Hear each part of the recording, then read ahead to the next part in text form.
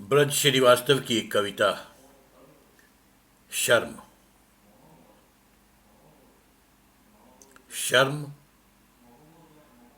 केवल खबरों में ही नहीं, सच में भी बलात्कार की घटनाएं हो रही थीं। केवल खबरों में ही नहीं, सच में भी बलात्कार की घटनाएं हो रही थी। और उस दौर में मैं भी कुछ मित्रों के साथ जीवित था। ये एक शर्म की बात थी। उस दौर में मैं भी कुछ मित्रों के साथ जीवित था।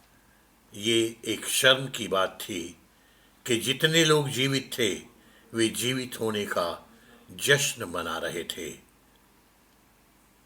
वे जीवित होने का जश्न मना रहे थे और भी तरह तरह से वे उत्सव प्रिय थे।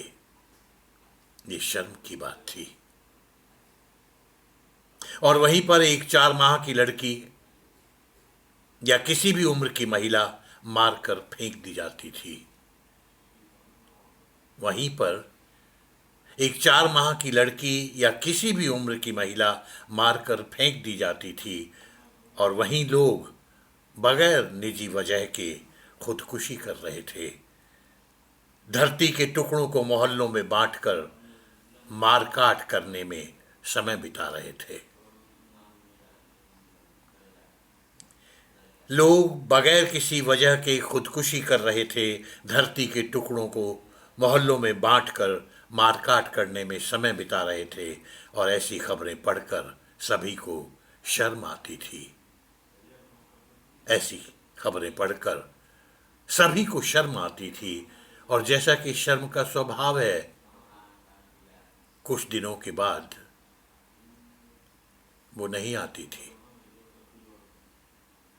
और जैसा कि शर्म का स्वभाव है, कुछ दिनों के बाद वो नहीं आती थी।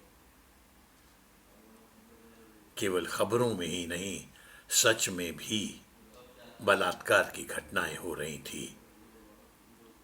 उस दौर में मैं भी कुछ मित्रों के साथ जीवित था। ये एक शर्म की बात थी। और जितने लोग जीवित थे वे जीवित होने का जश्न मना रहे थे और भी तरह तरह से वे उत्सव प्रिय थे। केवल खबरों में ही नहीं, सच में भी बलात्कार की घटनाएं हो रही थी। धन्यवाद।